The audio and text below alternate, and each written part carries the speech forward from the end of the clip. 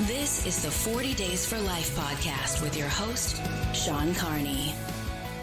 Hello, and thank you for joining us today on the 40 Days for Life podcast. I am Sean Carney, the president of 40 Days for Life, and your host for this podcast, which is dedicated to helping you end abortion where you live. The 7 deadly sins, the uplifting topic of the century, and 7 virtues to combat the 7 deadly sins. And we are excited about this topic today, and we will cover it in depth and how it relates to fighting abortion.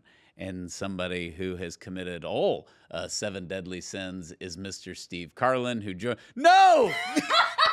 He's gone! It's just Heather!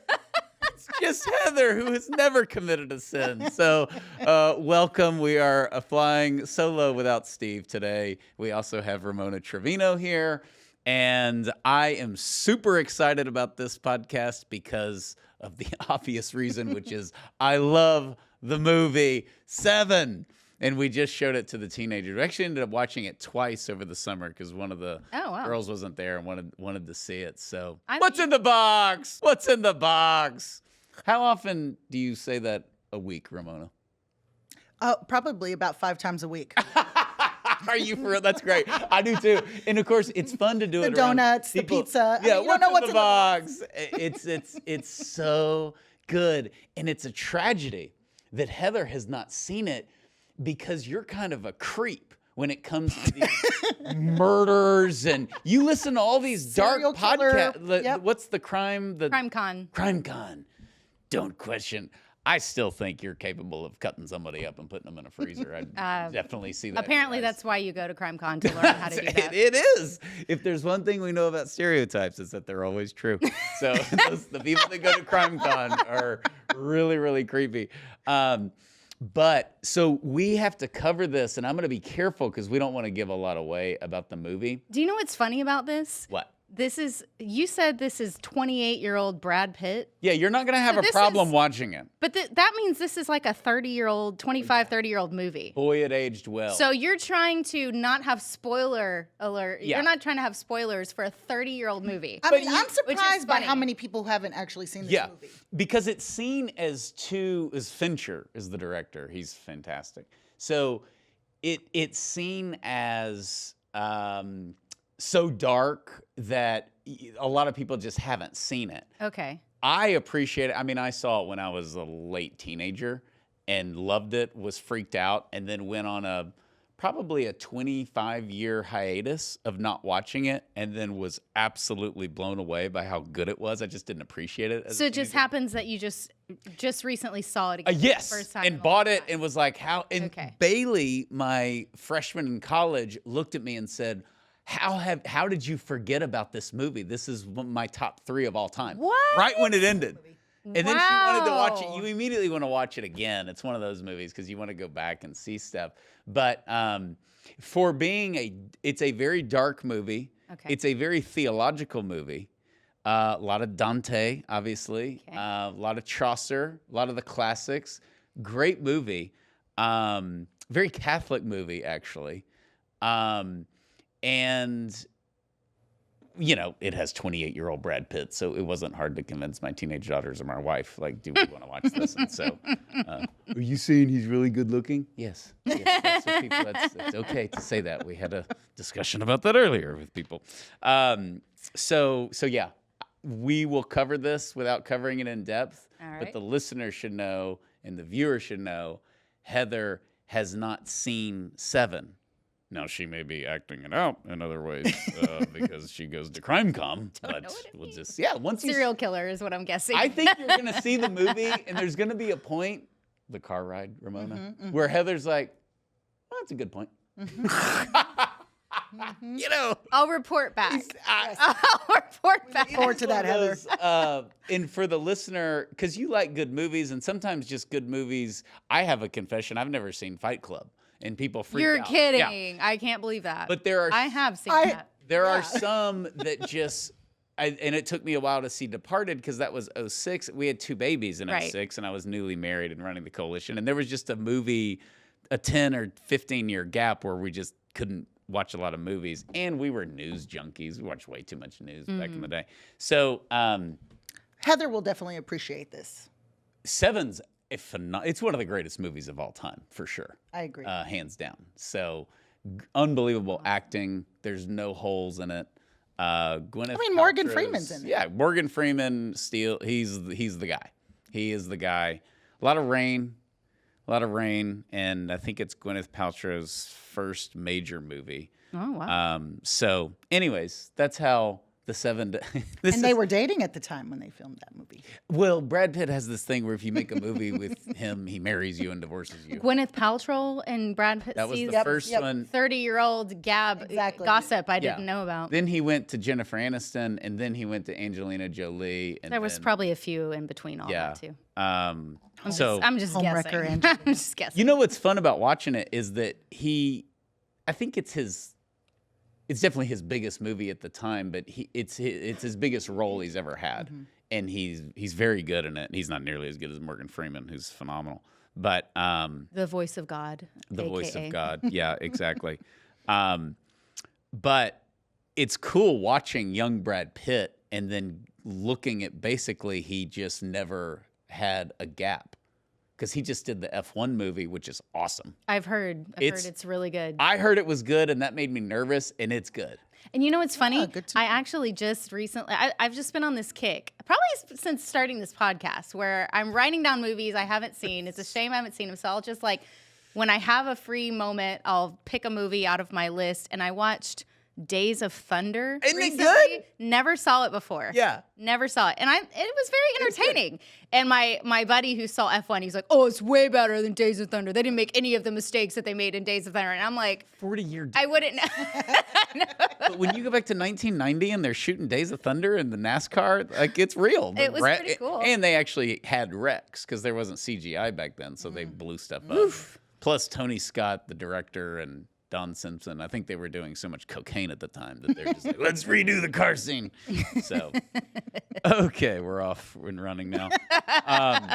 So that, honestly, from my perspective as a Catholic, if you weren't raised halfway decent Catholic, the only way you knew about the 7 deadly sins was from the movie Seven. Is that, Producer John, you're not Catholic. Did you know what the 7 deadly sins were? Yeah, he's in the middle of converting. He's trying to become Catholic. I love it. I love it. He's trying to become Catholic. We don't want him. It's like, all are welcome. No, they're not. That's right. I'm a good person. We don't like people with ponytails. And then after the 5th century. Did you know what the 7 deadly sins were? Your dad was a Baptist preacher? Yeah, but I never studied. But before the movie came out? Yeah. Oh, you did? So that was a thing? Yeah. 7 deadly sins were a thing. Okay. Okay. And which ones did you commit? No, we won't get into that. No. Practice That's right. John. That's right. I need confession. Well, you're not allowed. This is your practice round. That's right. Okay. But the movie did wonders. Now, some people who have seen the movie are listening to this going, y'all are crazy. But it did educate people on the 7 deadly sins. So, okay, here's some other films whose characters demonstrated sinful behaviors. This is such a great movie, The Devil Wears Prada. Oh, my gosh. Meryl Streep is just absolutely ruthless. They're making a gosh. second one right now. Are they really? They're filming it. Yeah, everybody's in it. Oh, wow. She's in it, and Anne Hathaway's in it. That's a good movie. And I know it's kind of a, can I say chick flick? Is that condescending? It is a chick flick. But I like chick flicks. I don't. Or rom-com. I have a wife and 5 Confused daughters. about that one. It's my uncle's favorite movie. Well, guys can like chick flicks. Yeah. I know a lot of guys who like chick flicks. I like a lot They of. won't admit it around their guy Such friends. a good one. But I admit it because, and I can be a little bit of a cheese ball. I mean, I like Days of Thunder. So if it's cheesy, who cares? Sure. Life's hard. The world's a cruel place. Can't we have some cheesy things? I mean, 40 Days for Life podcast, for example. This isn't cheese. Cheese This is all hardcore. around. This is the we are Hardcore. getting into the We're depths of hardcore. man's longings and his sins and his redemption and his soul and his nature and why he's made and what he's here for and where he's going. We're deep here. Okay, so Devil Wears Prada. Biff in Back to the Future. Okay, these are Pride. Biff is the best. Biff is great. He is so. Make like a leaf and get out of here. Here's where Make Biff. like a tree and get out of here. Sorry, I The totally screwed that up. Oh my gosh, I biffed it. But because of that line, I think most people do. Biff. Here's why Biff is a gift to this world in 2025. Because we're all so self-absorbed and we overanalyze everything. Biff is completely unaware of self. Okay? He's an idiot. And he doesn't think about it. He doesn't know that he's embarrassed. He doesn't know that people make fun of him behind his back. He's just a traditional big bully. He's not lost. He's bad, but he's not lost. And now we get in our head and we analyze everything and we wonder what people think. Biff doesn't care what people think of him. He's just an idiot who gets his homework done by, okay, McFly. Okay. Lust. This is a creepy one. The example. This is for a disclaimer. Put in a family-friendly Hold example. on. I got to do a disclaimer so that I'm not the one that gets fired. Ramona made this. Ramona Trevino made this outline.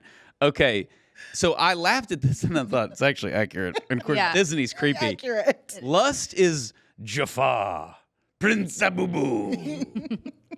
He's trying to force Jasmine to marry him. In Aladdin, and puts her in a little, like a Princess Leia thing. Yes. Just does I don't want that, to get like into a the squirrel details of slave. this, but what's the age difference between them? I know. Just leave it at that. At least as old as her father, probably. It's 30. It's at least 30 years. Yeah. I don't think it's like 20 years. It's 30. So Jafar, he's a creep. Gluttony, one of my favorites. Willy Wonka and the Chocolate Factory. Oh my gosh. Augustus Gloop. Yes, I know. for sure. I know. You know what? Augustus Another Gloop. one it made me think of is that. No. This is a podcast. You can cuss on it. It's different. That's the You're not character's supposed name? to because it's a pro-life Christian podcast. It's but- Jabba the totally Hutt. fine. Jabba the Hutt. No, but this isn't the same, I guess, because he was more forced to it. But the image that popped into my mind was the scene from Matilda, where he eats that entire chocolate cake. Brucey. Brucey. Isn't that his name? But Brucey, the but one that they- eats the chocolate cake? Yeah. And he's like, Brucey. Wrath is Wrath is in a lot of movies. You have Edward Dantes, who's Jim Caviezel in The Count of Monte Cristo. Oh. You would also say Michael Corleone at the end of Godfather 2. Mm-hmm. So he has everything he wanted, which is the point of it. I love Godfather 1. I think Godfather 2 is way overrated. It's very, very good. It is not better than the first one. But at the end of Godfather 2, very pro-life movie, when he yells at her because she has an abortion. You killed my baby. It's a pretty good line. That's right. You killed our child. So at the end, he's killed everybody. He's taken out his wrath, and he's miserable. It's actually a depiction of hell. He's absolutely miserable, but he's gotten everything he wanted, which is the definition of hell. Okay. Envy. Kit from A League of Their Own. That is a very well portrayed jealousy character. I don't know. I remember. She battles it. Yeah. And in the end, she's like, I hate my sister and I'm jealous. But in the end, she's not. She loves her. This is the Tom Cruise with Tom Cruise. Tom Hanks. Tom Hanks. Where I knew. he's the drunk. Yeah. And he says, I'm glad you gave up drinking because it's not that. I just can't afford it. Which is a great line. But it's the there's no crying in baseball. Yeah, there's no crying in baseball. movie. That's what I Yes. thought. Okay, so That's it's been a while. That's a Seen very quotable movie. Yes. But yeah, Gina Davis is the sister. Gina and Davis, Kit yes. is the jealous sister. Sloth. Why are we picking on John Bender from The Breakfast Club? He's the obvious one. Why is he lazy? He's not lazy. He has a drug dealing business. He works hard. He even has the locker with the hatchet, the guillotine that comes down. That takes work, Ramona. It takes He's a slacker. But he doesn't care. He gives up all of his Saturdays. I got a question. Barry Manilow know that you rate his wardrobe? You get the answer to that next Saturday. So he gets, I think, 7 Saturday detentions while he's at Saturday detention. So The Breakfast Club, he's a slacker. Greed. I haven't seen this. This is another one. I mean, it's pretty obvious. Wolf of Wall Street. Wolf of Wall Street. Yeah. That seems like a movie where you just. I've seen the previews and I know its reputation. I know it's Scorsese, and I love Scorsese.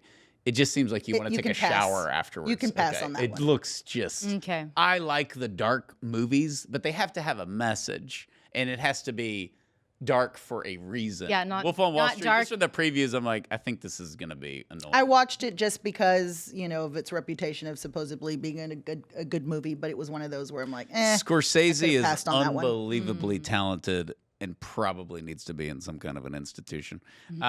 We did get feedback. Goodfellas is a great movie. The Departed is a great movie. Bishop Barron's first YouTube video is a review of The Departed. And it's funny because in the video, Father Barron back then, he's like, of course, it's not as good as Goodfellas, which is really kind of funny. I quoted Goodfellas on this podcast once. We had to talk about something. This is a couple of years ago.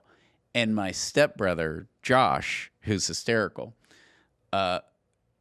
called me and said, you can't quote Goodfellas on a pro-life podcast. And I said, why not? And he said, I don't know. And I'm not even a good Catholic. I just know it's wrong. It's one of my favorite lines ever. I was like, yes, you can. He's like, no, you can't. I don't know why. And I'm not even a good Catholic. It's just wrong. Oh, my gosh. Greed of the original Wall Street with Michael Douglas. Great movie where he says greed is great. That's another one like the speech at the end of Seven where he goes on a rant and he's pure evil. But you're sitting here going, they made a couple of good points. Capitalism is kind of nice. Okay. Here's some real life examples that pertains to us as pro-lifers and Christians. So we are going to, do the cheesy thing where when you point your finger at someone, you have three fingers pointing at yourself. All right? Okay. Pride is defined as an excessive view of oneself, leading to arrogance and belief in one's superiority.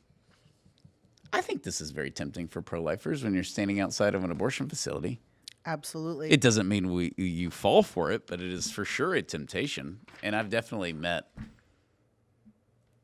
I don't want to say proud pro-lifers in the sense that we're proud of our position. That can be healthy, but Prideful of hey, you sound like a jerk and you may be one after all. So I think with abortion doctors, with abortion workers, did you ever feel this? Did you ever feel judged outside of your own head? Well, you were actually being judged. Yes. Like those people think I'm just like a dirtbag. Okay. Yes. Like if I said good morning to them, certain people. Okay. What's their names?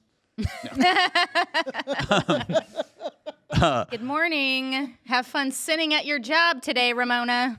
There's another pride. This is part of the woke right, and the pro-life movement for sure has this. Every movement has it, and I think it's healthy. It's bad, but it can be healthy, which is, it ain't good enough for me, boy. And so this is the abortions in Texas go from 365 abortions a day to 46 abortions per year. Nothing's changed. Nothing's changed. So it's the pride of perfectionism. So because everything's not perfect, nothing is good. It's the denial of I don't watch movies because they're all evil. I don't go out to eat because all restaurants are terrible. It's just the all or none mentality, and that's pride. I think it's funny because I remember making a post on this years back on Facebook, and I quoted the ever so way too frequently quoted, "Don't let the perfect be the enemy of the good." And after that, I said, I hate this quote. I think it's the stupidest quote. And people were like, why? Oh, I love that. That's like one of my, quotes I live by. And I'm like, it's stupid. It's an excuse to do worse. It's an excuse to do subpar. That's what I think. I understand what you're saying. It's the point that Sean's making now. It's all or nothing. But I do think it's the balance of the gospel. Be perfect as your heavenly Father is perfect. Yes. Thank you. Yet all the great saints and spiritual directors are pastors will say that the sanctity is in the struggle to Yes. reject sin and to grow in virtue, and the picking yourself up or allowing Christ to pick you up every time. There's merit in that, and that is a balance. Of course, be perfect as your heavenly Father is perfect, and that's our goal. The Exactly. standard is so high. Doesn't mean we shouldn't have that goal. Correct. Right. And frankly, it's why a lot of people aren't Christians or they give up. Because that's the demand. And it's not a pope, it's not Billy Graham, it's our Lord who said that. Be perfect as your heavenly Father is perfect. And yet he gives us the grace to strive towards that. And of course, we're not going to be perfect until we're in heaven. And anybody who thinks Right. that they are before then is a nut. Or misguided, I should say. Or they believe the Ed Sheeran song. Isn't that his song, Perfect? You're perfect. He's like, it's a love ballad. We have gone this is going to make producer John really mad. Okay. We have done another thing that is what you're complaining about, and I agree with it, which is we've just given up. So there is a church that will remain nameless in Houston, and I have to drive by it occasionally. And it's just hokey, but they have a big sign. This producer John's going to love this. We're not picking on the evangelicals, but the sign says, "Perfect people not welcome." Oh, way. how funny. So it's kind of like you're just assuming, it's like, who am I? I'm just a sinner trying to figure it all out, which we all are. Promise But you are. it's got to be, there has to be a challenge. Producer John, did that make you mad? Yeah. Because he's a, Sorry, I was praying. he hates, yeah, he was praying. He's over there watching Seven. He's got the Bible cracked Brad open. Pitt over there. So Brushing up on his 7 deadly he's sins. brushing up on his 7 deadly sins. But there's just this, you shouldn't, there's no roadmap. We shouldn't even struggle or try. Like, we're all imperfect. We're just trying to figure out. And there's no, as Matt Britton It's almost like a false humility. it's too. a false Yeah. humility, and there's got to be, and therefore. And this is hard. I think that this is hard and churches have to deal with the broken. We should have no divorce, but we need divorce support groups Yes, for people. right. We need Alcoholics Alcoholics Anonymous. Anonymous. We need the porn addiction groups. We need all of those things. Yes. That is not an endorsement Right. of those sins. We need pregnancy help ministries. Absolutely. Not an endorsement for single parenthood. Right. Yeah, absolutely. But I do think that this sort of misguided mercy can sometimes be in there of just, some things are unacceptable and there's grace to get through it. But And this kind of goes along with, I don't know if you experienced this, Ramona, while you were in Planned Parenthood, but certainly Abby has mentioned this a lot, where she said there were pastors that brought their daughters to the abortion facilities because they could not have their daughter being pregnant and unwed. They are a pastor of a church, and that would be a bad image. So it's better to have my grandchild killed than to have that image of my daughter being unwed and pregnant. so that's one extreme, which is, of course, horrible. And we had a set of twins out here years ago. Yes. That dad was a pastor in Houston and then was like, no, I want to, and was very supportive. And the mom chose life at the last minute. However, I do think that there's this wave now that if the pastor's daughter gets pregnant, he pulls her up on stage and talks about the mercy of God and she chose life courageously, and now we're celebrating the unwed mother thing, and that's a struggle. And I know a Yes. lot of people that'll go to a pregnancy center The dinner. pendulum swings the opposite. The pregnancy centers have gotten great at this, by the way. I think back in the day, it used to be kind of, it was out of control. But the parading, the Clients around. yes, Yeah. yes, and It's not- you can have a beautiful result, which is a baby, from something that was not supposed to happen. That's God using, and it's by the way natural. And the ongoing support, like the mother choosing Right. every day to do what's best for Right. her family, not, oh, good, they've helped me by giving me a bunch of free materials Right. and I'm going to keep Right. doing the same things. Yep. Rape like- is not good because a baby can be born as a result.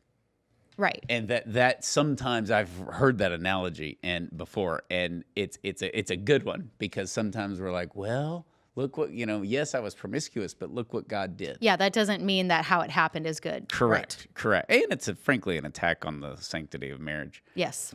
Okay, humility. Humility is really the recognition of reality. It's not laying down. It's like all the imitation of Christ says you are as good or as bad as you are in God's eyes. No more, no less. Men praise you, men curse you. You are as you are in the eyes of God, which is not perfect, by the way.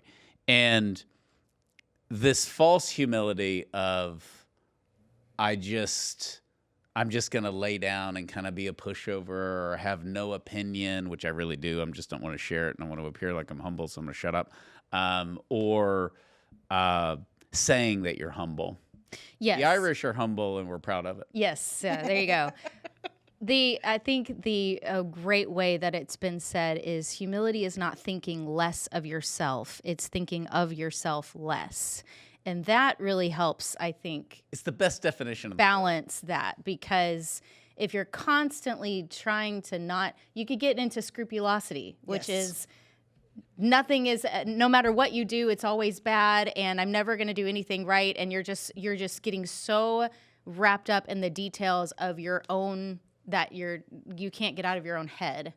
And who was the chancellor in England? Who's the lady that said that to Churchill? She said, "Winston, I don't think you're very fond of me. I don't think you don't think very highly of me." You're not. And he said, "Madam, I don't think of you at all." At all. That's great. Forgot about that. That's the thing. Yeah, is thinking of yourself less. And not that you don't self-reflect. You obviously self-reflect and you try to see what your flaws are and then how you can better those. But it's so when Mother Teresa's in here, because she said humility is the mother of all virtues, she was obviously the most humble person I could ever be made aware of, and told presidents to quit aborting babies. I mean, was humility not the pushover, right? And in the defining book about her called Mother Teresa, which was written by Monsignor Mossberg, is a great priest who was her personal assistant. He finally wrote a book, and he talked about when she became somewhat famous, people recognized her. So pilots would upgrade her to first class when she was flying internationally, and she always took the upgrade. And it was on this humility to accept it. She didn't think, what will people think? I took a vow of poverty. I'm now in first class. My glass is not a plastic cup. It's a nice glass with orange juice in it. And she would sit in the big chair and that'd be an internal battle for sure. Yeah. I don't But want she accepted the gift, enjoyed it, I'm sure. And would sleep, would pray, would write letters. She had the desk and all of that. And I thought that was a great detail. Like, Mother Teresa would never fly first class. Yeah, she would. It was offered to her. She took it out of politeness. And we don't do that. I think we're very rude these days when people offer us stuff. And Mary Lisa's telling me I'm starting to sound like an old man. But the way I was raised, if somebody put a plate of food in front of you, you ate it, or you ate all of it, or you made it look like you ate it, you cut it up, you scoop it all. Move some Now, stuff up. the worst meal I ever had, the plate was empty at the end of it. So it wasn't a real struggle for me. But there was maids like, oh, I don't like that.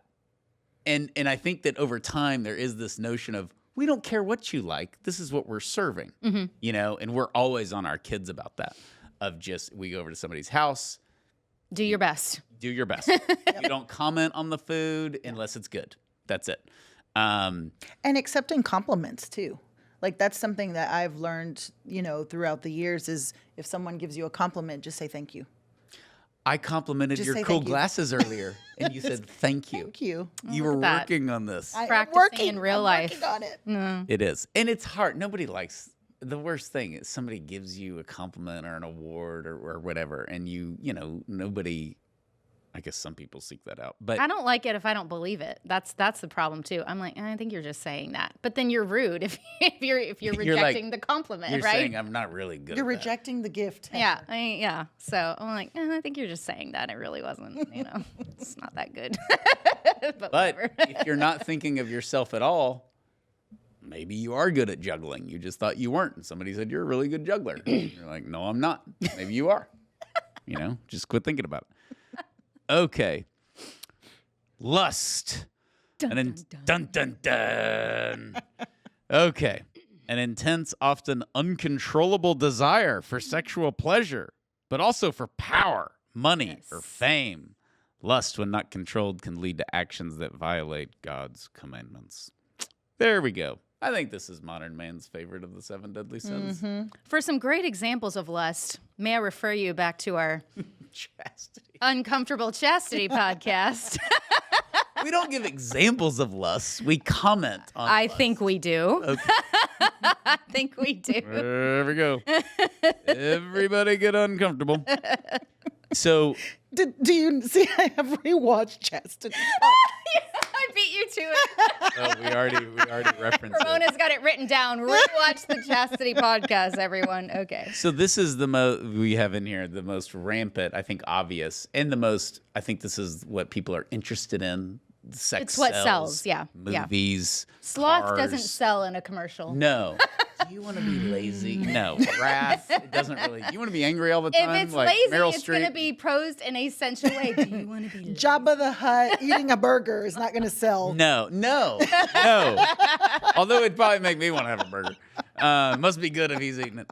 So, but yeah, there's a lot of reflections out there that I've heard with priests that we give, and even Dante, that we give lust too much credit and too much attention because for most people it gives the most pleasure. And so it gets all the attention, and your relationship with God becomes It your becomes relationship so with lust. overwhelming that it's too big of a sin for Yeah. God to forgive or for you to. And we take it too casually, and that destroys many souls and lives and marriages and everybody's souls. Or we take it too seriously, which we do not do in the Chastity podcast. But I think that is very that's what causes abortion. I think it also leads to the despair for anybody falling into sexual sins. But also for women feeling like, okay, lust is how the world works. So if you use your body, you'll get what you want. Men will like you. And they will for a little bit. Fancy wasn't my name. I don't know, what is that? Reba. Hello? What is that? Sorry. I was really making a deep point that's trying to help people. And then you bring in Reba.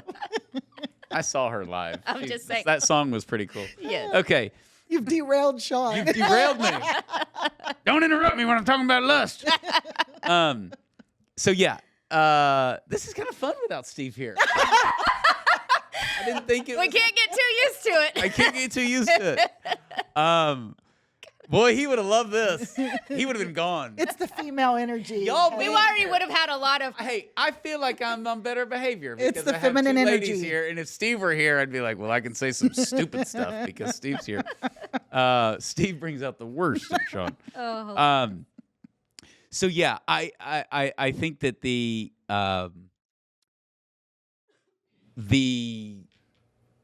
cliche is true, which is there is lust and then there's love. And if you're malformed, you need attention, you have a loser dad, whatever, women will fall for that. Men are just interested in lust and they're like, okay, let's go for it. Gets And a lot of women in trouble. gets a lot of women in trouble, leads to a lot of abortions. And then, of course, he's gone. And the notion of being used, because, yes, he wanted to have sex with you, and then there's a realization he can have sex with anybody else who's willing. Yep. So that's been the definition of the relationship. This is for sure glorified in pop culture. It's for sure glorified in movies. And when you go Music down videos, everywhere. Yeah. And we've talked about it. I mean, in reality, mercy. How many STDs does Jerry Seinfeld and James Bond and Joey Tribbiani the entire and Friends. cast of Friends?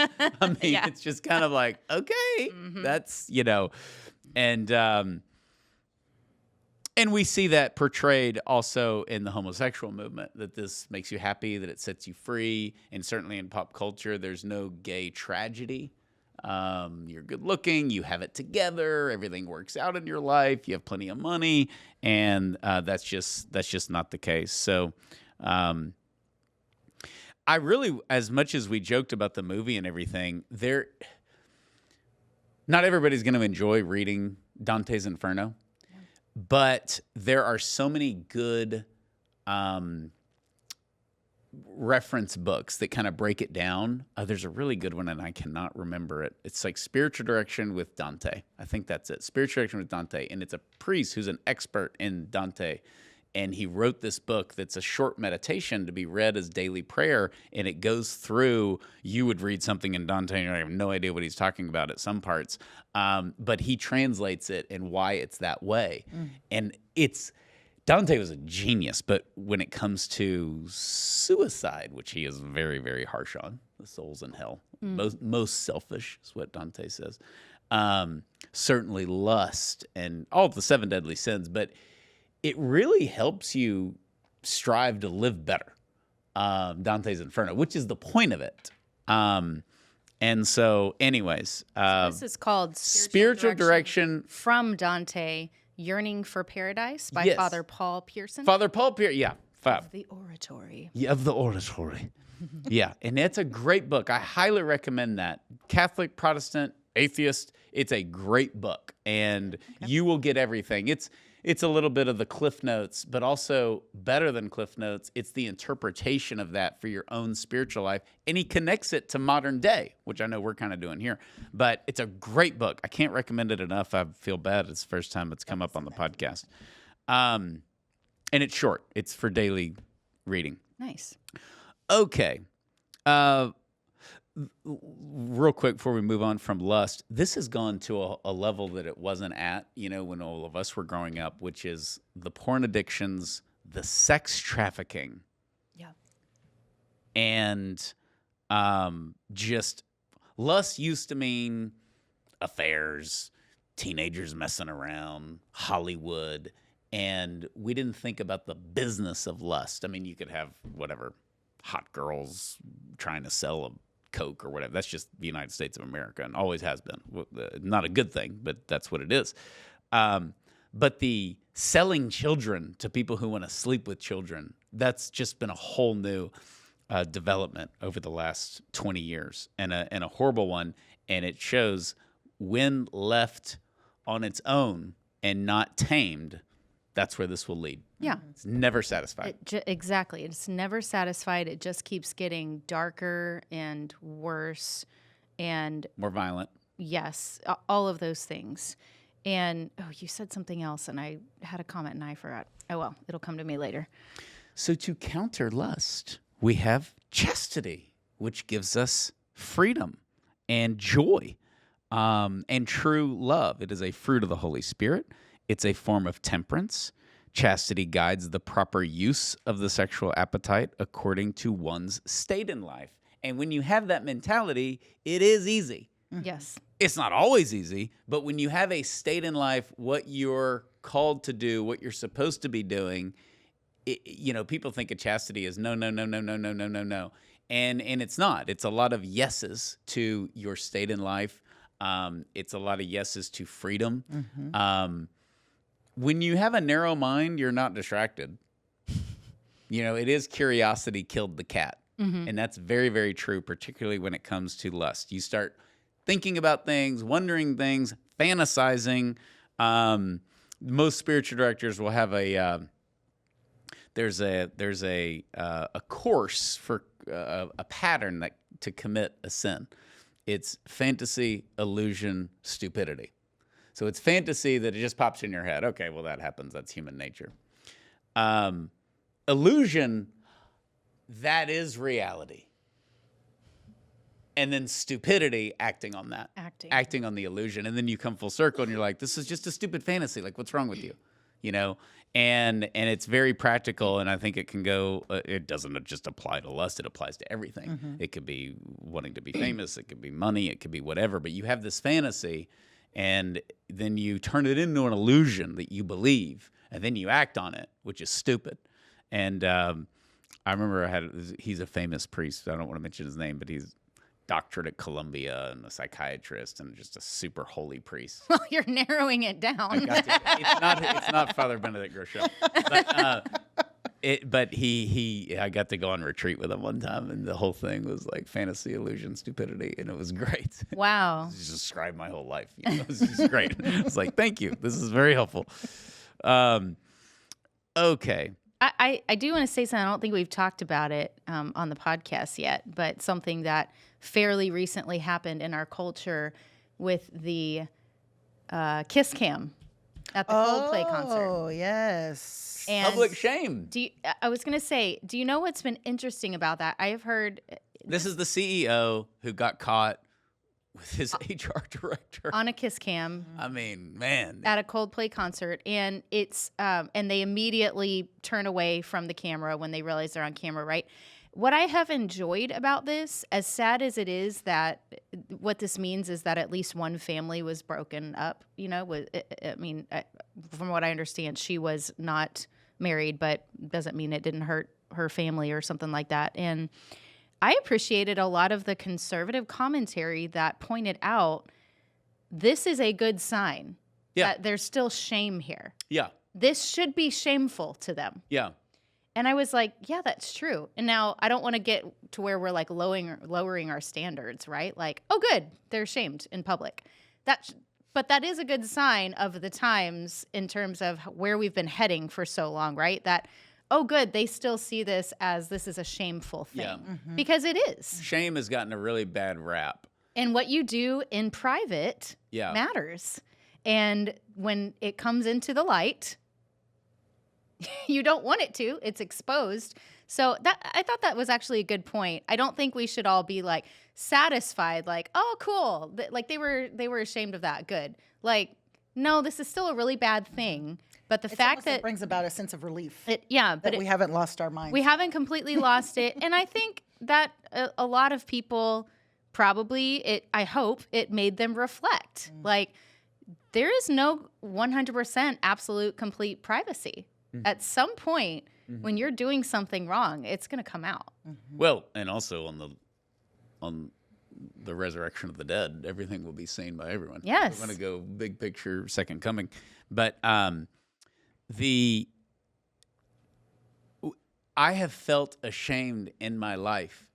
And when I have felt ashamed, it was appropriate. I should be ashamed, and I think that the shame, don't shame me. Well, if you're just accusing somebody, if you're picking on somebody because you don't like their glasses or whatever, unlike Ramona's, and you're trying to shame them, but if you're pointing out an accurate flaw or a sin, if you say, no, you can't move in with your girlfriend or your boyfriend, don't you shame me. Well, I'm not shaming you. I didn't write the rules, but that's wrong. You don't need to do it. How dare you judge me? Well, I'm not judging your soul. I'm judging what you're doing, and you're bragging about it. So you can be in denial of shame. I don't think you can be in denial of guilt. And guilt is one of the healthiest things ever. It's like your check engine light coming on. It's not right. You're broken. Go to the mechanic, which for Catholics is confession. So that saying, I heard a Catholic priest say there's no such thing as Catholic guilt. There's just guilt. It's a great line. But we've dubbed it You're so just, much Catholic you're guilt. just guilty. And you Go can. to Mass on Sunday. This also explains why people who have zero belief in God can feel guilty. It's human nature, and it's good. Yeah. We can also feel redemption, and we can feel joy, and we can feel elation. But we also can feel guilt, and we should. And that's part of humility, is feeling guilty and accepting forgiveness and forgiving ourselves. That's very, very difficult. That's the ultimate sign of humility, is believing and accepting the fact that you're loved and accepting the fact that you are indeed forgiven, or trusting that this person that you hurt has forgiven you. And I think that that's extremely important, particularly in the area of lust and chastity, because it's like so many people write themselves off for sexual sins and think that's the end. It's over. Boom. I'm just gonna, march myself to hell. And that's a very self-centered view. Like, plus in 2025, your sexual sins probably aren't that big of a deal. I mean, we got a lot going on in our world in that category. Okay, so it's kind of, there's you've got competition. Okay, so it's not the. I had a relative who went through this and just wouldn't forgive themselves, and it was just you have to isolate, ironically, we isolate ourselves and then we sin. But then we isolate the sin as defining who we are. And if that were the case, we wouldn't have you here. We wouldn't have former workers. We wouldn't have women who have had an abortion. We wouldn't have any of us. We would just all be dwelling in how bad our sins are and kind of rolling around on the ground. Yeah. And that's very self-centered. It's very self-centered. So there's a balance as with everything. You could go one way or the other. You could go to like, oh yeah, I did this thing, and I don't know if I'm going to call it a sin, more of a mistake, and I don't know if it was so much a mistake. I'm not perfect. Yeah, I'm not perfect, and then you kind of don't actually take it seriously and try to make changes for the better. So yeah, very much. One time somebody was telling me about something very bad that they did, and they were downplaying it. Yes, in my view. Okay. This was a private conversation. Okay. And they said, look, I'm not perfect. And I said, I know. Because it was kind of like, they're like, okay, because it was a little too casual for what was, what the was being situation was. It was just like, hey, this was really bad, not according to me, but just according to really badness. Reality. Okay. Gluttony, overconsumption of typically food and drink. This can also go in, of course, all these are interconnected, and the root of all sin is pride. But this can go into sloth, gluttony of time, for sure. Even lust. Yeah. Oh, for sure. Yep. For sure. This is really good, Ramona, because pro-lifers can say this is the greatest cause of our lifetime, and it is, and everybody else's lifetime until it ends. So we will justify neglecting what we deem as little things like family, like your kids' kindergarten recital, like all this other stuff, because you're out fighting the injustice of abortion. And I remember being a young pro-life leader and a priest telling me, remember that your kids can't compete with this. I'm like, what do you mean? He said, everything has to be about your family first and foremost, because abortion really is murder. And they're going to get older, and they're going to realize that, because all my kids were little dumb. And they're going to think, I can't compete with that.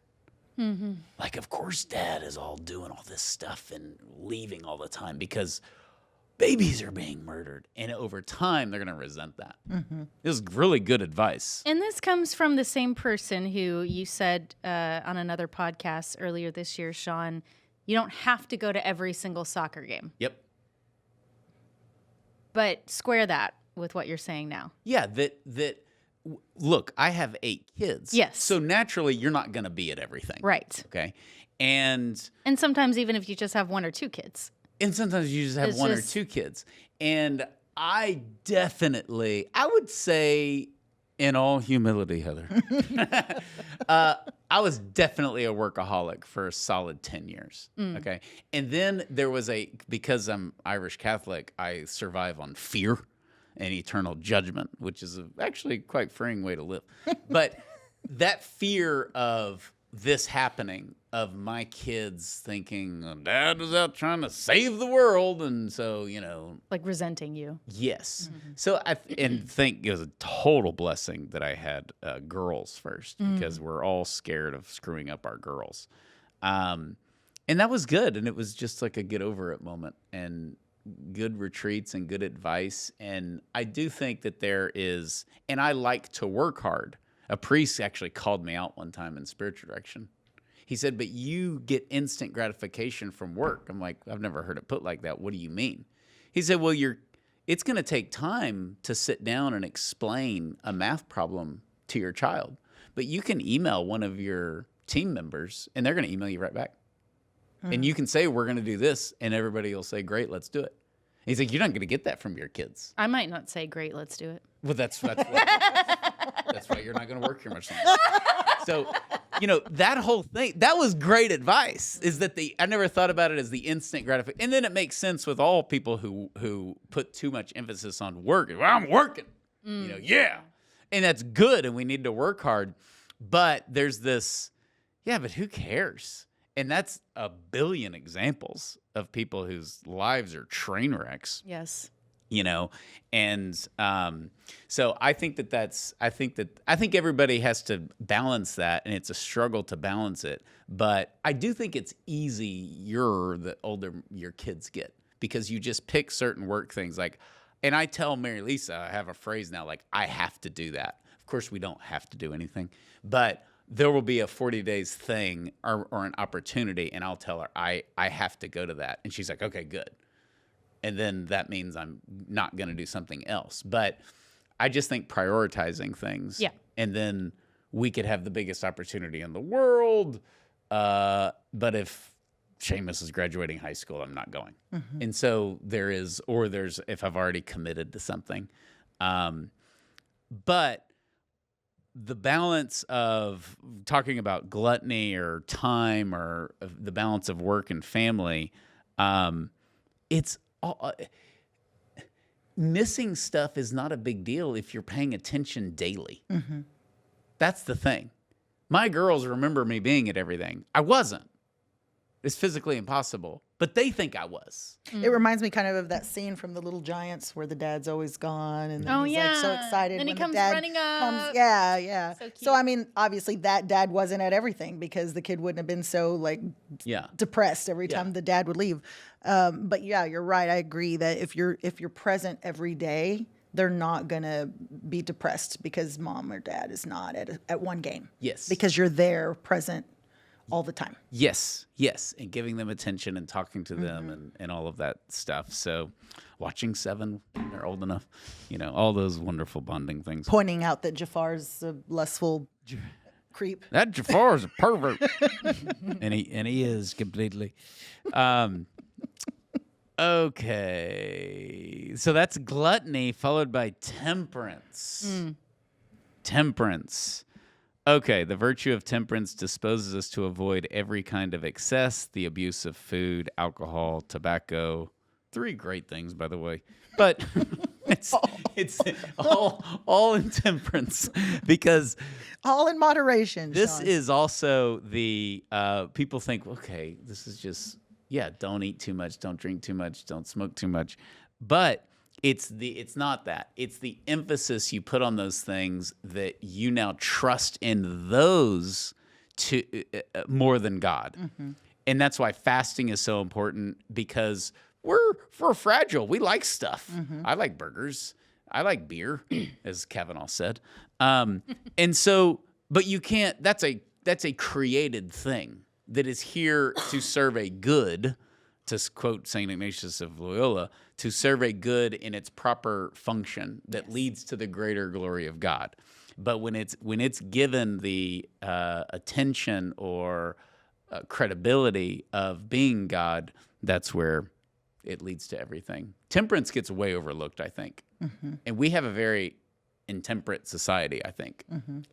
I agree. On both ends. We got a lot of health nuts out there that are putting all this emphasis on health and longevity, and your blood pressure is this and it's that. And of course, we have to be healthy, but the emphasis on the wellness stuff is out of control. Instead of trusting God with our life. Yep. It really, it's both ends. It's super the unhealthy factor, and then not being temperate, and not being temperate with health. But then you have those folks that are, drink themselves to death, and it's like, I'm going to die anyway. Oh, yeah. Yeah. You got to die something. Exactly. Well, not tomorrow. But you can focus a lot on health for all the right reasons, and you can also focus on health for all the wrong reasons. Mm-hmm. So, I mean, you could have 2 people doing almost the same thing, having maybe the same workout plan and the same diet, But one of them is doing this because they see this as they need to get better for their family so they can be there for their family to love and support and serve their family. And the other one is seeing this as I've got to look good for my people on social media, whatever. There's only so much editing you can do on social media. Or even if they're just afraid to die. Yeah, or people want to live and it's forever. Totally earthly, and you're not thinking at all beyond that. You're Right. not thinking for your spiritual health, and yeah. We should fear one thing, and that's sin. That should be our ultimate fear. Okay, wrath. Here we go.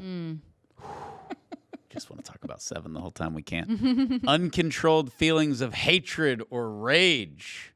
Heather. Yeah. I'm not denying it. At all. I'm shaming you, but it's for your own good. I'm not denying it. I'm not denying it. Okay. If you've ever done stand and pray, you've ever gone out to a 40 Days for Life, you're definitely going to be tempted to anger or wrath. The only time I was angry, I don't get angry a lot. I'm not just saying that but I have plenty of flaws. I have plenty of sins and vices, okay? And just angers. I don't get wound up about stuff. Yeah. It's probably my condescending nature towards others. You're actually not going to make me angry. The angriest I ever got, and I controlled it in regards to abortion, was I was out here, and I was 19 or 20 years old, and the girl was crying coming out of the abortion facility, and we had the sign with the number on it. We would update the number. Yeah. Okay. So the number of abortions. The number of abortions. So 3,274 abortions. Yeah. And I was holding that sign, facing the street. Please pray. There have been 3,000 whatever babies aborted here. And the girl, this guy pulls up next to me. I don't really see him, so it took me by surprise. And I wasn't in a bad mood. I was just in a normal, you're out there praying mood. And he rolled down the window, and over his crying girlfriend yelled, "Hey, add another one to that number, bro." And the guy's an idiot. I mean, today I wouldn't laugh, obviously, because of the circumstances, but that was like a dart to my heart. I wanted to climb in the window and beat the crap out of the guy and get arrested and brag about it. I mean, it was just like, ugh. It was scary. It was and so then it was sort of know thyself. Yeah. And it was a man. It was a boy. And I think it was the combo of you were that kid in my high school class who I didn't like. He even looked like the kid that I was thinking of. And so it was just utter rage. So I say this to say that I can relate to those. And you cannot act on it. Right. That there is no excuse. You just can't do it. You can't do it. So, this is really a crucial thing and a big temptation, I think, for people who participate in 40 Days for Life. And, of course, you can fight it with meekness, which no one knows what that is. It sounds nice. I am meek and humble of heart. Cool. Cool. Me too. Meekness can be defined as quiet in nature or humbly patient. Just easy. Easy. And this doesn't get enough credit because in our world, you're a wuss if you're like this. You're a wimp. But it's interesting. It gets a lot of praise in sports. So you get athletes that are just laid back and they get into the fourth quarter, they get into overtime, and they're just even keel. Tom Brady was like that. He didn't really get roused up. I mean, he got excited when they did well and he would get angry, but he was very calm. And that my hand doesn't shake thing does get bragged on, whether it be guys in combat or athletes in an intense situation. Yes. Everybody can get attention by being the crazy loud, but the just calm ones that just get the job done. The police officers, when they're dealing with all the crazy stuff. Watching, so you're like, how are you standing there so calm right now when this person is being all kinds of nasty? Right? When we're on the sidewalk and people are flipping us off and cursing us out. And they're like, how do you just stand there? How do you just take that? Yeah. Okay, the next sin is 7 deadly sin is one that doesn't give us any pleasure. It's the way it's been defined. It gives you no pleasure. And that is envy. True. you're miserable. I've never thought of that. It's a stupid. They're all stupid, but you don't get anything out of it. I mean, you go eat 4 pizzas. There's going to be part of that process where you're like, "This is pretty fun. This is pretty good." Okay, it's gluttonous. I have regrets, but it was good. Oh man, I'm a sinner in the hands of an angry God afterwards. But there's pleasure in lust. There's pleasure in gluttony. There's pleasure in sloth. That envy is you're just miserable at the other person's joy. Yes. Which makes you more miserable. Which is different, and I would argue worse than jealousy. Because jealousy is just, I wish I had that. But envy is, I don't want that person to have that. And see, I don't like that they have that. And even wrath can give pleasure. I mean, you can have... You're right. Getting angry does. Hey, off some this steam. happened to me this Punching morning. that guy in the car probably would have brought you. It would have much felt pleasure, good. Sean. Yeah, it would have. Felt really good. Yeah, as quoted in the great movie Tombstone. Yeah, well, I hope you die. So he says it to Doc Holliday. But yeah, wrath can give you pleasure. Even if I tell you an honest story, in all humility, I rolled my ankle this morning. Oh no. Right. And I let out a couple of phrases.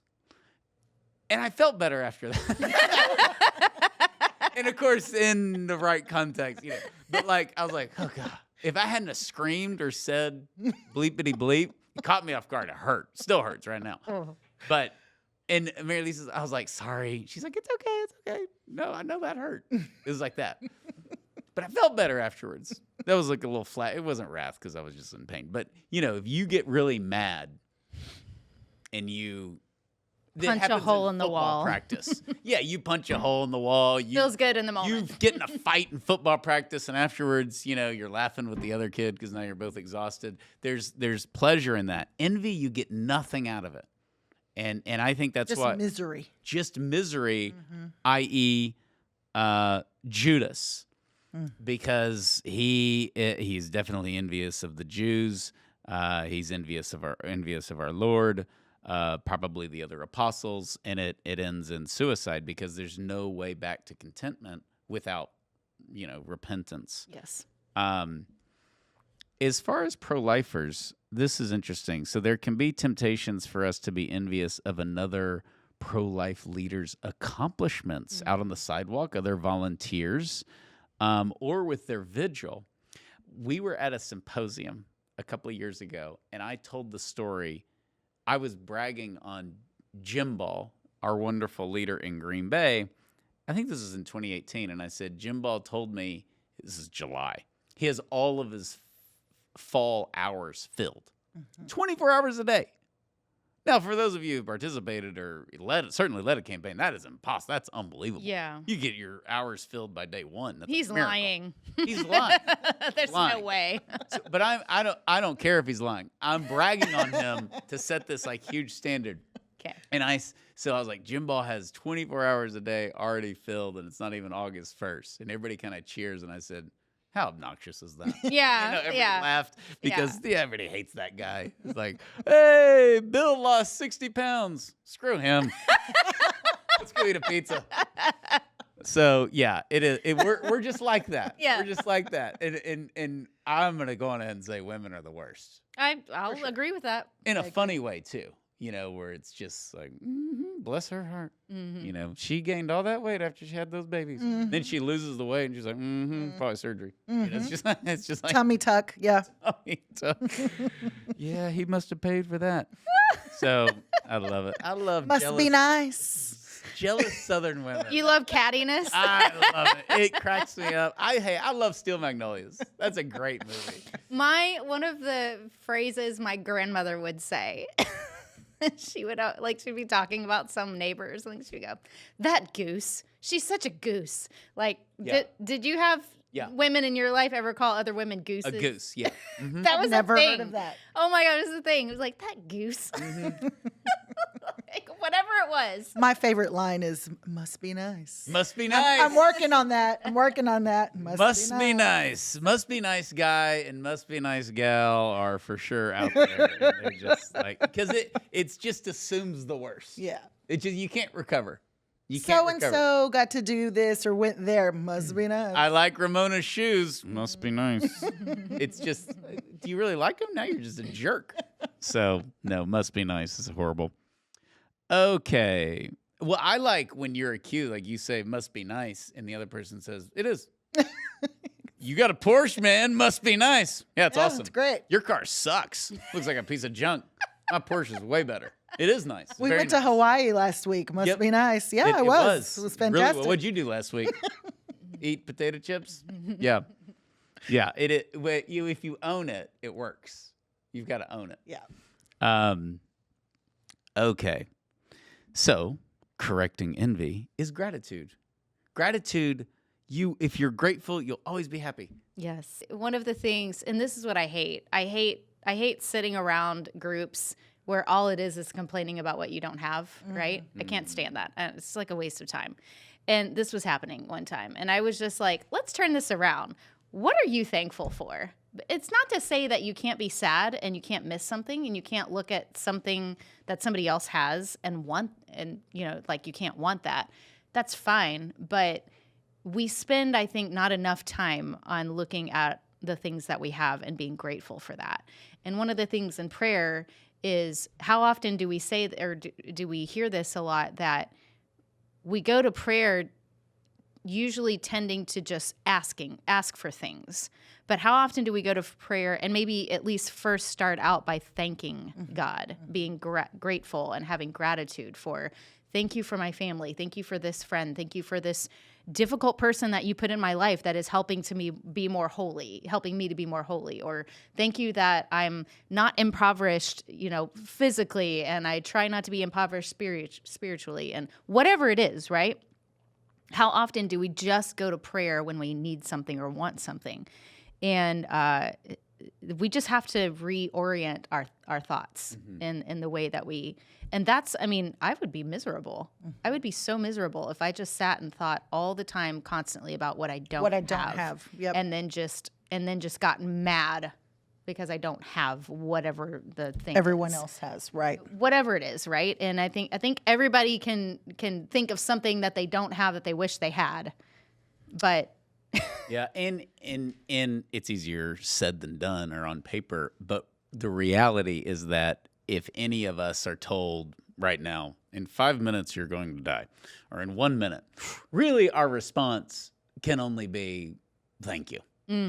It has been great. For all of life's trials and tribulations and shortcomings, life is indeed good, which is obviously why we defend it. But thank you is really, we're just entitled to nothing. We're not entitled to our children. We're not entitled to our health. We're not entitled to a certain, car or whatever else. The material stuff is easy, but just, taking health for granted, taking the fact that someone out there does love you, someone actually cares about you. And a good advice that I got years ago is when you're ticked off or you're feeling angry or mad about something, you need to act like somebody who's really complimented you or looks up to you is sitting next to you. Because everybody knows somebody who really respects you and admires you. And if they're in the room, you act differently. You act differently. And oftentimes it's parents, right? Like, would you say that if your mom, if your grandma, if your, dad was sitting there? And I think that that's really, really good advice because it puts everything in perspective, but it makes us grateful. And if we are grateful, we're free. And it's really, anytime I'm upset or being selfish or nitpicking or just being dumb and self-absorbed, it's because I'm not grateful. You're just a spoiled little twerp. This is my self-talk in the car. So that's healthy, and that's there's a formal term. Gosh, it's a spiritual term. It's really good. we'll have to have Jill flash. Recollection of spirit. Okay, there we go. Recollection of spirit. There we go. There we go. All right. Sloth. You lazy bum. Sloth, simply put, that's a good one in the movie. So excited for Heather. They're all good. All of them are, one of them's not. It's in 7, of course. Lust is definitely the most disturbing. But anyways, okay. Physical laziness, boredom, or procrastination. We see this in unwillingness of men to step up and be a father for their unborn baby. Abortion is definitely the slothful way out for the guy. Oh, yeah. And lust got him there. It shows how these are all connected. Lust gets you there. So then you can deal with it. You can't fix it, but you can deal with it like a man, or you can be lazy and pay for the abortion. And there's even a degree of wrath there too, because you're taking it out on the baby. You're angry at the baby. Yeah. And wrath, of course, leads to murder. Yep. For sure in the abortion industry. So diligence or fortitude would be the virtue of overcoming this, the quality of being persistent and hardworking. Strength, having the strength. Absolutely. And this is very much underrated.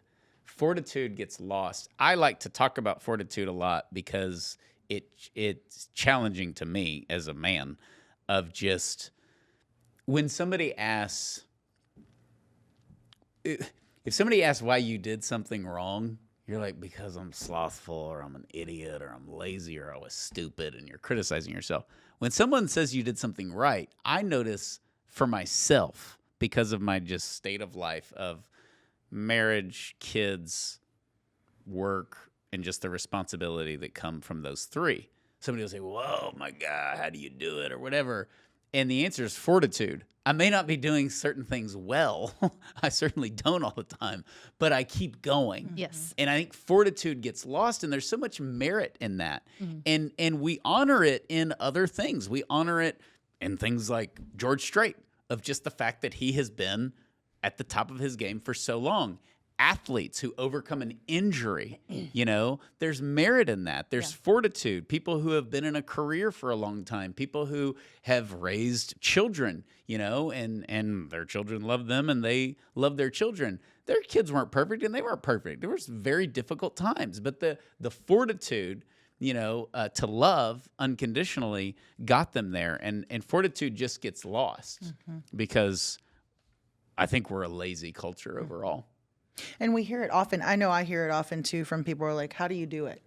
And I'm like, by the grace of God. Yeah. Because if I were left to do it on my own, I would fall into the temptation of laziness and procrastination and all this. So let the world go by. I'm just going to sit here. Yeah, the daily prayer is... College football season is here. Who cares?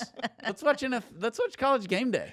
But to be honest about that, you know what I Yeah. mean? Like, I am human and I obviously face these temptations, right? But it's the grace that God gives us to grow in these virtues and practice fortitude. And there is a balance. So going back to sloth and talking about what did the Lord give us? God gave us the seventh day to rest. Right? And we should take that seriously. John Paul II was phenomenal at talking about this. Just he talked about rest and recreation as being very important. Like so much to the point where one time I went to a talk about it and I was like, "Are you serious? We're gonna spend an entire 45. We've got work to do." And this nun is gonna talk to us. And then by the time it was over, I was like so humbled. I was like, "This is amazing." She's so right. You have to have the balance. You can't do the workaholic thing. Yeah. Which is why our symposium is so important. Yes. Because it gives a reprieve to our leaders, and I hope that they will see that for what it is, like this opportunity for the fellowship. Yes, they're learning. Yes, we're giving talks, but there's also fun. The training's online. Yeah. Training's online. We could be like, yeah, we're not going to spend the money. We don't want to see you. We don't want to hear about your family. We don't want to eat with you. We don't want to dance with you. Yeah. And it's the opposite. It's the experience, which is the point of the symposium, is that they come together. They do learn and they get real great training. But how many leaders come into the symposium and say, I was actually about to quit? Yep. But many. Many. Yep. And it is that refreshness. The shot in the arm. The shot in the arm, and that gets downplayed. It's a shot in the arm, but what happens when they go back? They lead great campaigns and save babies and get tired again. Yeah. That's what right. happens. That's exactly what happens. Right. So. But then they look forward to next year. 100%. Yep. And it's funny, back in the day, I was like, we'll do this once every 3 years. And we did the first one, and it was like, nope, we're Next in this. year. Everybody was like, where are we going next year? I was like, nowhere. That's what I was telling people in Florida the first time. I was like, we're not doing it next year. And they were like, the devil has come to Savo. No, that's from Ghost in the Darkness, by the way. You haven't seen that? Great movie. And that's a movie about evil for sure. Michael Douglas and Val Kilmer. Okay. Last thing on fortitude. Look at what the pro-life movement did with the overturning of Roe and the defunding of Planned Parenthood. How many people complained, I won't use the B word, about every March for Life or every little victory that happened over time or every Supreme Court justice that let us down? And of course, there we should complain about that stuff. Some of it was terrible. But the whole it's over. There's a lot of it's over. And I think because abortion is such a dramatic thing, we attract, certainly the activist part, we attract people that are like, we got to get it done. And we do. But whenever there's a setback, there was a lot of, this movement's eaten up a lot of people. Yes. Where you just, what happened to so-and-so? I don't know. And I'm not just talking about leaders. I'm just talking about volunteers. And many of the volunteers at 40 Days for Life say they wish they had done more sooner, which is pointless. I mean, you just get involved. But it doesn't matter what happened in the past. But the fortitude of the pro-life movement can you imagine telling Nellie Gray when she did the first March for Life that it's going to take over 50 years to overturn Roe? You know? I actually don't think it would have changed her response. I think she would have just kept doing the March for Life every year. But it's and it's not over. And overturning Roe made everything better, but some things worse in certain places. And then the defunding of Planned Parenthood to come in after that, shortly after, it's just phenomenal. And it's why we haven't gone away, and we won't go away. So It's great. Greed. Love of money is the root of all evil, not money itself. Correct. This is scriptural. Greed got wrapped up in wealth a lot. Yeah. And I always tell people, because they ask about just donors and stuff like that. And I have learned a lot about virtue from having a job where I have to raise money, like a professional beggar. But it's very inspiring because generosity applies to all economic levels. And of course, when there's a combination of a generous billionaire, that person can change the world if they have, for good or for bad. We see it both sides. But if you are a generous, selfless billionaire and you have a lot of money and you're going to give it all away, you can have tremendous influence. But if you don't have a lot of money and you're generous, that's amazing. And I've seen selfish poor people. I've seen selfish wealthy people. But somehow wealth has gotten caught up in the you're greedy, you're selfish. Automatically, and it's unbelievable. Some of the generous, wealthy people that, not just who give 40 Days for Life money, but if you go through our monthly donors, and I know, a lot of them, I know that person doesn't really have $50 a month and they give it.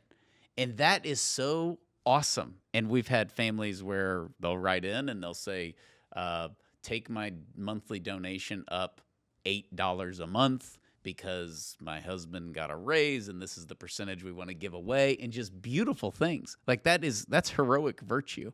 And obviously the opposite of greed is generosity.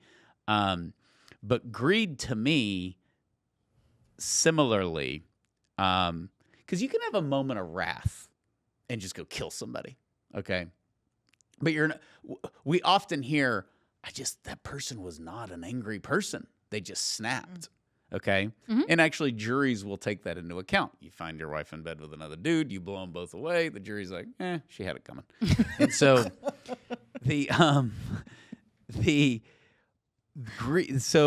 but lust and greed are just endless. Like, this is never enough, And I think that is a lot. You can have periods of your life, you can fall into laziness and kind of snap out of it. You can fall into wrath and kind of snap out of it. But lust and greed just keep going. It's like a bottomless pit. Yes. And it's probably more accurate to say lust of possessions and lust of money, Yeah. It's not love. Right. And it's just for the sake of itself. Like lust sexually is just for the sake of the act itself. Greed is just for the sake of money itself. And it is a lot of we had a donor. He was great. And he talked about he was giving a lot of his money away. And he said his whole goal was to get to like $100 million. And he said, it was just the zero. And I was like, well, what were you going to do? Were you going to set up a foundation? He's like, nothing. It was bragging rights, like with his golf buddies. Just adding, he called it adding another zero. And he never got it. And then he realized how stupid it was. All the focus and time that he put on getting the extra zero. That was the phrase he thought about all day, every day. And I'm just sitting here going, I mean, I understand if you're like, hey, I want to buy a boat and I want to buy a lake house and then I'm done, but he didn't want that. He just said, I want to build a Catholic school. I want to do this. It wasn't any of that. It's just an extra zero, like a flex. And of course, that's impossible. And the joke about yacht owners is that they're the most miserable people because you finally get the money to buy a yacht and you go and you park your yacht and all you do is notice the other yachts. And they're all better than yours. Oh, yeah. Because you're in this elite club of, we have a yacht, What's the country song? Money can't buy happiness, but it'll buy me a boat. That's what he's singing about. Yeah. It'll buy me a truck. Yeah. Bullet. The Yeti full of silver bullets. Oh, man. It may or may not be on Sean's summer playlist. Oh, yeah. On Spotify. Definitely is. For sure. For sure. Okay. Mother Teresa's phrase, give until it hurts. Okay, I'm going to say something about this really quick. I've heard this quoted a lot. This is quoted a lot at banquets. But it's especially not Mother Teresa. Don't tell me that. No. I was like, don't tell me it's not Mother Teresa. Yeah, as far as I know, it is. But it's like the appeal, Mother Teresa says, give until it hurts, right? Which is a way of saying give sacrificially. Mm-hmm. Don't just give extra. Like women are suffering, families are suffering, babies are dying. We need to be able to meet and surpass the needs, and we need money to do that. And we're being realistic about it. And then other people are like, oh, don't do that. Don't like give until it hurts. Give until it feels good. And like I started hearing that come up more often. And I was just like, okay, look, I'm not disparaging Mother Teresa. I love Mother Teresa. I really do. I don't freaking care how you feel. Just give. Like, why are we basing this on feelings? Give. If you have to do the scientific way and go and look and, well, what percentage of can we do this and da-da-da. Like, just give. Just be generous. Like the widow in Mark's gospel who didn't have much and she gave a few cents worth in the, at the temple or whatever. Like, just give, and if it feels good, great. If it hurts, whatever. Like, maybe it'll be both. Maybe it'll be like, oh, that really sucks. I can't buy that boat like I wanted to because... Well, in time and attention, we knew a couple, and the guy was not social. He hated going out socially, and the wife always wanted to go out to different events. Oh, it's tough. And so he just didn't do it. Yeah. And I remember I never said anything to him because we weren't that close, but I remember thinking, get over yourself.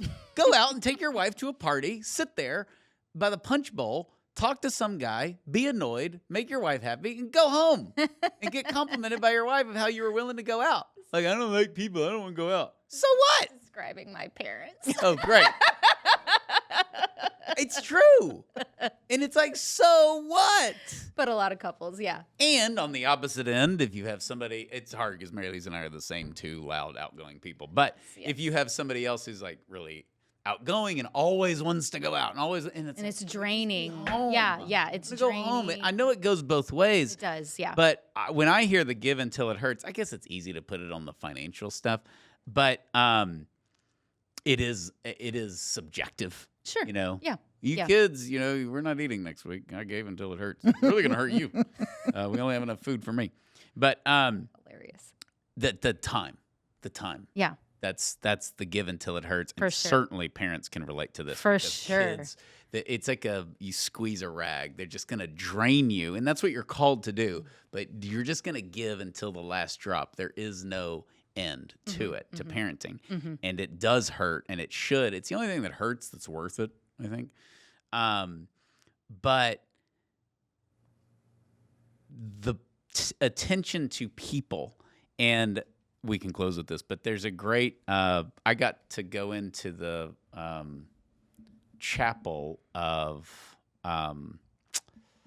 Cardinal Newman, okay? And he had devotion of St. Francis de Sales, okay? I didn't realize that. That led to his conversion. St. Francis de Sales did not like people. So his desk, you can actually see it. He had a wooden desk, and he had a cover in front of the desk, like a drape, okay? So someone would come in and, of course, disturb him. He'd be praying or writing or getting sermons ready or whatever. And someone would come in and want to talk to him because he was a saint. And he didn't like people, and he tried to hide that. So he would claw the bottom of the wooden desk because he was so annoyed with the person. And he would take that out on the desk so that he could give attention to the person who was annoying him. Is that not the greatest thing in the world? I like it. Everybody can relate to that. Maybe it's not. Have you seen the table leg under here recently? You know, Okay. just kidding. What are you saying? I'm not interesting to record podcasts with Heather? Impossible. Oh, my word. She's like over here. "Arr!" You're like Freddy Krueger. Will he shut up? That was really funny, Heather. That was very witty and really, really timely. Excellent. Okay. Thank you for this, Ramona. This was great. Hopefully great. it was worth it for all of you guys. Everybody, remember, we're following the 7 virtues, not the 7 deadly sins. And thank God that we have the virtues, because our world thinks we only have the sins. I think that that's one of the real sad things in the state of our culture is people are convinced that there's only sin and there's only darkness and there's only evil. And we know that is not true because of the resurrection of Christ and the great joy that comes with living a life worthy of him and getting up when we fall down and fail to do that. So please rate, review, and share this podcast. Put your comments on the YouTube page. You can always email us at podcast@40daysforlife.com. If we forgot to make a great point about 7, I think we covered all of them in the movie, and we will follow up after Heather watches 7. We will get a report from her and probably be terrified from that. She probably think, why is it rated R? It should have been G. It's really nice. So thank you. God bless you. We will see you next time.